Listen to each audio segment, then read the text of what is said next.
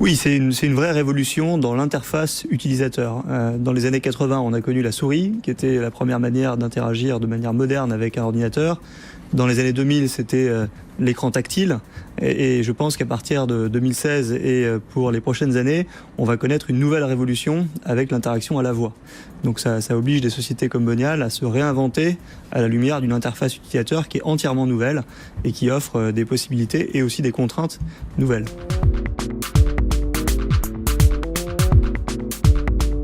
Oui, alors il y a les applications effectivement sur lesquelles on peut être particulièrement présent et particulièrement fort. D'ailleurs, Amazon a reproduit une stratégie qui avait été employée par Apple au lancement de l'iPhone, qui avait été d'ouvrir très très vite son écosystème pour profiter de l'intelligence des développeurs. Donc c'est évidemment là-dessus que les entreprises peuvent se positionner. Donc sur la qualité de ce qu'Amazon appelle des skills, donc les compétences qui sont acquises par ce biais par les assistants personnels, et aussi sur la qualité des données qui sont exploitées par ces assistants. Donc dans l'exemple de Bonial, nous on a accès à l'ensemble des promotions qui sont référencées dans les magasins. On sait très bien quel magasin, à quel endroit fait quelle promotion, et c'est la qualité de cette donnée qui va nous permettre d'exister au sein de cet écosystème. Absolument, il y a un enjeu de contrôle des données qui est clé, alors qui est plus général dans l'économie du numérique, où la possession des données est un petit peu le nouvel or noir vers lequel toutes les entreprises essayent de tendre. Et il y a fort à parier que les GAFA vont essayer de s'accaparer la part du lion dans cette bataille aux données. Oui, le marché français a toujours été précurseur en matière de technologie. On sait que l'adoption est rapide, mais on sait aussi que l'écosystème de développeurs est très vivace. On en a vu encore des manifestations ces dernières semaines. L'écosystème ne fait que grandir.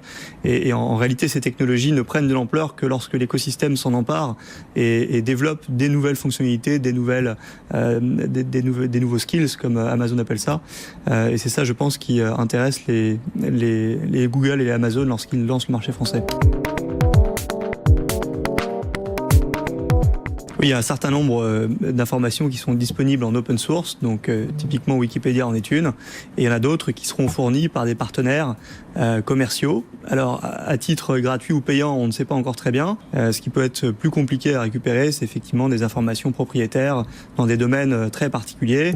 Je prenais l'exemple du commerce tout à l'heure. Et là, toute la question sur cet écosystème va être de savoir qui est présent de manière naturelle et qui est présent de manière sponsorisée.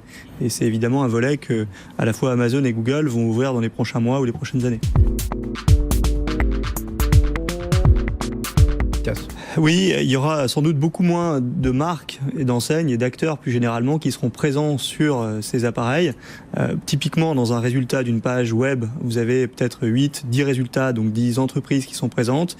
Dans une expérience utilisateur comme celle de Google Home, peut-être une ou deux. Primo gagnant, là. Exactement.